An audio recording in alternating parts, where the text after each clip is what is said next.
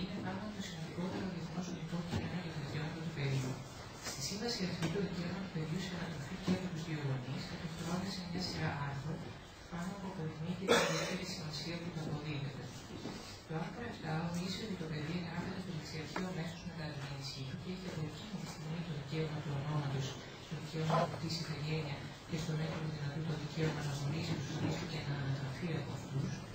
Το άρθρο 8 κατοχυρώνει το δικαίωμα του παιδιού για τη διατήρηση της ταυτότητάς του συμπεριλαμβανομένων και των οικογενειακών σχέσεων του. Το άρθρο 9 παράγραφος 3 προβλέπει ειδικότερα ότι τα συμβαλόμενα κράτη σέβονται το δικαίωμα του παιδιού του ξεχωριστά από τους δύο γονείς του ή από τον ένα από αυτούς να διατηρεί κανονικά προσωπικές σχέσεις και να έχει άμεση επαφή με τους δύο γονείς, εκτός και αν αυτό είναι αντίθετο συμφέρον του παιδιού, και αποτελεί το κατεξοχήν άρθρο των θεμελιών του δικαίωμα κοινωνίας της περιπτώσης διασμής διάστασης ή περιορισμένου εκτός γάμου του οποίου οι γονείς όπως δεν συμβιώνουν. Και τέλος, το άρθρο 18, που επίσης αναφέρθηκε τον κύριο Γαϊτζή, ορίζει με τρόπο πανηγυρικό ότι τα συμβαλόμενα κράτη καταβάλουν κάθε την προσπάθεια για την εξασφάλιση της αναγνώρισης της αρχής, σύμφωνα με την οποία και οι δύο γονείς είναι από κοινού υπεύθυνοι για την ανατροφή του παιδιού και την ανάπτυξή του. Όπως προκύπτει αβίαστα από την αντίλια ανάγνωση των πιο πάνω άρθρων, η Διεθνή Σύμβαση για τα Δικαιώματα του Παιδιού δεν κάνει καμία διάκριση μεταξύ των γονέων με βάση το φύλο, αναφερόμενο πάντοτε στον ουδέτερο όρο του γονέας, ούτε με βάση την ύπαρξη ή μη νομικού δεσμού μεταξύ των γονέων, και τέλος κατοχυρώνει το δικαίωμα του παιδιού σε ανατροφή και από τους δύο γονείς από το χρονικό σημείο της γέννησής του.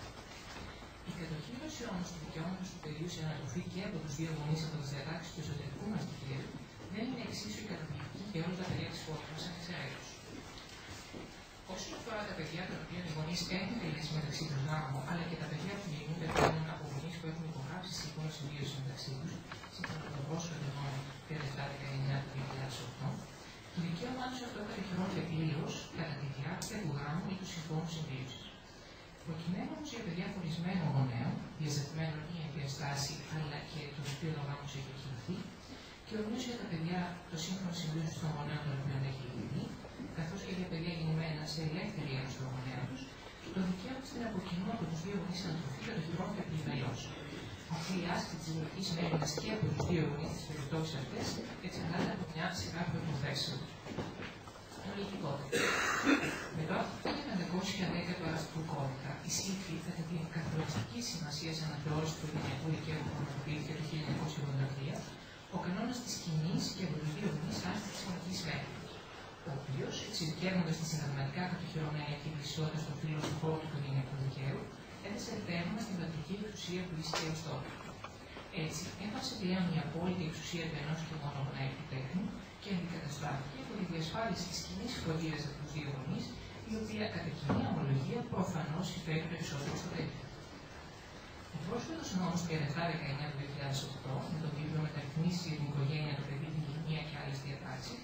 διασφαλίζει τον ίδιο βαθμό κατοχύρωσης του δικαιώματος και για τα παιδιά που γεννήθηκαν από γονείς που υπέγραψαν σύμφωνο συμβίωση μεταξύ τους. Δεδομένου και η δημοτική μέρημνα αυτών αρκετά ορίζει ότι ανήκει στους δύο γονείς και ασκείται από κοινού. Και αυτά κατέβει στις διατάξεις του κώδικα για τη δημοτική μέρημνα τέχνη γεννημένου σε γάμο. Ωστόσο, ο κανόνας αυτός ισχύει ως αντιερική αδιάσπαστος ο έγκαμος βίας των συζύγων γονέων ή η κατοχυρωμένη με το πιο πάνω σύμφωνο συμβίωση των γονέων, διότι σε περίπτωση διαζυγίου ή διακοπής της συμβίωσης και ακύρωσης του γάμου, όπως και σε περίπτωση λήξης του συμφώνου, ο νόμος προβλέπει για την άσκηση της δημοτικής μέρημνας αποφασίσει το δικαστήριο. Οι επιλογές του δικαστή στις περιπτώσεις αυτές είναι οι ακόλουθες: να αναθέσει τη γονική μέρημνα στο σύνολό του στον ένα γονέα, να την αναθέσει στους δύο γονείς από κοινού μόνο εφόσον συμφωνούν και έχουν ορίσει τον τόπο διαμονής του παιδιού, και να αποφασίσει διαφορετικά και ιδίως να κατανείμει την άσκησή της μεταξύ των γονέων και να την αναθέσει σε τρίτο. Επομένως, με το ισχύον δίκαιο, η διατήρηση της από κοινού άσκησης της γονικής μέρημνας στις περιπτώσεις ανώμητης εξέλιξης της έναμης συμβίωσης, αλλά και τη συμβίωση για την οποία έχει καταληφθεί σύμφωνα με τις προβλέψεις του νόμου,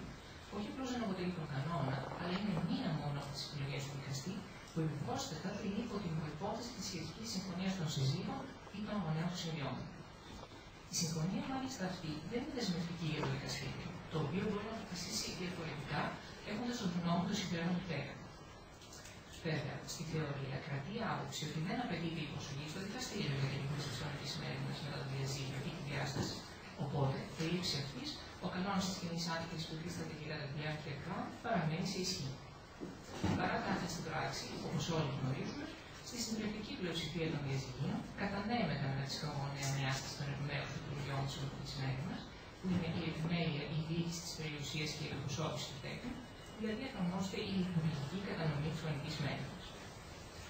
Ο λόγος μη εφαρμογής του κανόνα της από κοινού άσκησης της γονικής μέρημνας στην πράξη είναι ότι στα μένια ζύγια που εκδίδουν την ηλικία, όπως εύκολα γίνεται διεκτό, οι γονείς συμμετέχουν και για την άσκηση της γονικής μέρημνας και κατεβαίνουν στο δικαστήριο και για τη ρύθμιση της. Στα συνεργατικά διαζύγια απαιτείται να προσκομιστεί έννοια τη συμφωνία των συζύγων για την επιμέλεια των ανηλίκων τέκνων και τα συμφωνητικά αυτά πάγια ορίζουν ότι η επιμέλεια θα ασκείται από την μητέρα δεύτερη ονομάζου. Πρόκειται για τη διόνυση μια δικηγορική και δικαστηριακή πρακτική, η οποία βασίζεται στην αντίληψη ότι η μητέρα είναι ο κατάλληλο γονέα για να ανατρέψει τα παιδιά, που αποτελεί κατάλληλο του διαχωρισμού των φύλων και αναπαραγωγή του παραδοσιακού ρόλου τη γυναίκα, η οποία είναι υπεύθυνη για το παιδί, όπω προβλεπόταν στο προϊστή αντίκειμενο. Με άλλα λόγια, στην πράξη παρατηρούμε ότι οι δικηγόροι ακολουθούν την καταπλημένη, οι διάδικοι θεωρούν ότι αυτή είναι η υπόβλεψη του νόμου, ότι η ανάθεση επιμέλεια είναι στον ένα γονέα και, εν πάση περιπτώσει, δεν επαναλαμβάνουν επαρκώς ότι μπορούν να συμφωνήσουν για την ανάθεση τη επιμέλεια και τα δικαστήρια, παρόλο που οφείλουν να ελέγχουν αν οι συμφωνίε των συζύγων εξυπηρετούν το συμφέρον του παιδιού, τελικά περιορίζονται στο να επικυρώνουν τι συμφωνίε αυτέ. Το πρόβλημα είναι ότι σύμφωνα με το άρθρο 1518 παράγραφος 1 του αστικού κώδικα, η επιμέλεια του προσώπου του τέκνου περιλαμβάνει ιδίως την ανατροφή, την επίληψη, την μόρφωση και την εκπαίδευσή του, καθώς και τον προσδιορισμό του τόπου διαμονής του. Κατά συνέπεια, ο γονέας που έχει την επιμέλεια παίρνει μόνος όλες τις αποφάσεις που αφορούν την ανατροφή και εκπαίδευση του παιδιού, ενώ ο άλλος που ασκεί από κοινού τις λοιπές λειτουργίες της ελληνικής μέρημνας, όπως ορθά έχει επισημαθεί από το πανεπιστημιακό μας, περιορίζεται σε τυπική παρουσία. Αν λάβουμε υπόψη βέβαια ότι το παιδί σπανίως διαθέτει περιουσία για να αποτελέσει επικοινωνία και διοίκηση και ότι οι περιπτώσεις που χρειάζεται η εκπροσώπηση των τρίτων είναι μάλλον περιορισμένες, μπορούμε να αντιληφθούμε ότι η εξουσία του γονέα που ασκεί αποκλειστικά την επιμέλεια είναι απόλυτη.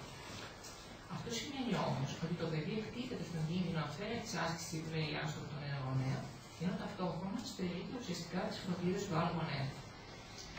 Αυτή τη μη ικανοποιητική κατάσταση επρόκειτο να ανατρέψει το νομοσχέδιο που παραδόθηκε στο Υπουργείο Δικαιοσύνη το περασμένο καλοκαίρι. Σύμφωνα με αυτό, ο κανόνα τη αποκοινού άσκηση τη γονική μέρημνα στο σύνολό τη διατηρούνταν και στην περίπτωση ανώμαλη εξέλιξη τη έναρξη συμβίωση των γονέων. Και οι δύο γονεί θα συνέχιζαν να είναι από κοινού υπεύθυνοι για την ανατροφή των τέκνων του, αφού ο γονέα που θα διέμενε με το παιδί και το ποιο θα ήταν τόσο αποφασιζόταν με κοινή συμφωνία των συζύγων περιβαλλόμενων τον τίτλο του συμπληρωματικού εγγράφου, θα αποφάσιζε μόνο για τα θέματα τη καθημερινότητα του παιδιού, το ντύσιμο, το φαγητό κλπ. Ενώ όλε οι σημαντικέ αποφάσει για την εκπαίδευση, την υγεία του κ.ο.κ. θα λαμβάνονταν και από του δύο γονεί από κοινού.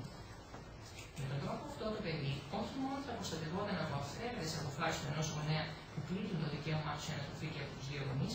όπω είναι η μονομερή απόφαση για αλλαγή κατοικία που με το σημερινό status quo συνηθέστατα εγκρίνεται και δεν ανατρέπεται από τα δικαστήρια, ακόμη και όταν προφανέστατα προσβάλλει το δικαίωμα του παιδιού σε επικοινωνία με τον άλλο γονέα, αφού το δικαίωμα τη μέγα πάγια θεωρείται ότι υπερισχύει εκείνη τη επικοινωνία, αλλά θα συνέχιζε να απολαμβάνει τι υπεύθυνε φροντίδε και των δύο γονιών, όπω ακριβώ και πριν η αλλαγή των θεσμών του τελευταίου.